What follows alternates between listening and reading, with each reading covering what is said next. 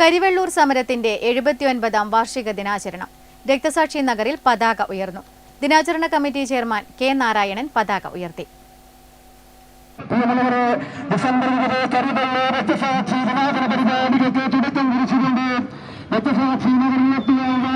ജന്മി നാടുവാഴിത്വത്തിനും സാമ്രാജ്യത്വത്തിനുമെതിരെ കരിവെള്ളൂരിലെ കർഷക ജനത നടത്തിയ പോരാട്ടത്തിന്റെ വീരസ്മരണകൾ ഉണർത്തി കരിവെള്ളൂർ രക്തസാക്ഷി നഗറിൽ പതാക ഉയർന്നു. പെരളം രക്തസാക്ഷി പുന്നക്കോടൻ കുഞ്ഞമ്പുവിന്റെ ബലികുടീരത്തിൽ നിന്ന് ടി ഗോപാലൻ അത്ലറ്റുകൾക്ക് രക്തപതാക കൈമാറി. തുടർന്ന് റിലേയായി കണിയാംകുന്ന്, മാലാപ്പ്, ചീറ്റ, സരു സ്റ്റോർ, ഓണക്കുന്ന് എന്നിവിടങ്ങളിൽ കൂടി പതാക രക്തസാക്ഷി നഗറിലെത്തി. ദിനാചരണ കമ്മിറ്റി ചെയർമാൻ കെ നാരായണൻ പതാക ഉയർത്തി.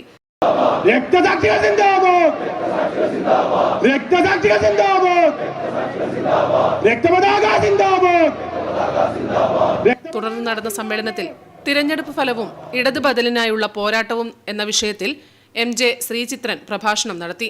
ഇന്ന് കോവിഡിന്റെ ആ കാലം നമ്മളെ സംബന്ധിച്ചിടത്തോളം ഏതോ പുരാതന കാലം പോലെയായി. സോഷ്യൽ മെമ്മറി നമുക്ക് വളരെ കുറവാണ്. സോഷ്യൽ മെമ്മറി കുറഞ്ഞിരിക്കുന്നു എന്നത്, സമൂഹത്തിന്റെ ഓർമ്മ കുറഞ്ഞിരിക്കുന്നു എന്നത് രാഷ്ട്രീയമായി വലിയ ദൗർബല്യമായി മാറും.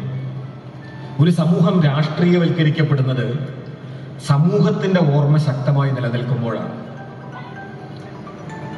ഈ തെരഞ്ഞെടുപ്പ് ഫലവും യഥാർത്ഥത്തിൽ നമുക്ക് മുന്നിൽ കാണിച്ചു തരുന്ന ചിത്രം ഒരു സമൂഹം എന്ന നിലയിൽ നമ്മുടെ ഓർമ്മ എത്ര കണ്ട് രോഗാതുരമായിരിക്കുന്നു, എത്ര കണ്ട് ദുർബലമായിരിക്കുന്നു എന്നൊരു കാഴ്ചയാണ്.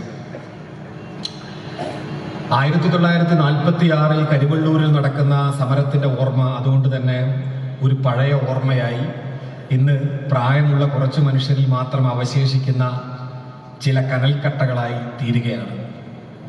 പുതിയ തലമുറയെ സംബന്ധിച്ചിടത്തോളം ഏതോ ഒരു പുരാണ കഥ പോലെ ഒരു പഴയ കഥ, ഇതിഹാസ കഥകൾ കേൾക്കുന്നത് പോലെ തന്നെ ഒരു പഴയ കഥയാണ് പുന്നപ്രയും വയലാറും കയ്യൂരും കരിവെള്ളൂരും എല്ലാം എന്ന നില വന്നിരിക്കുന്നു. ചടങ്ങിൽ കെ നാരായണൻ അധ്യക്ഷനായി.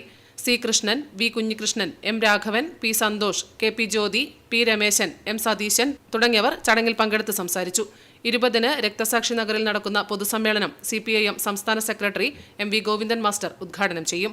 Network news, Karivellur.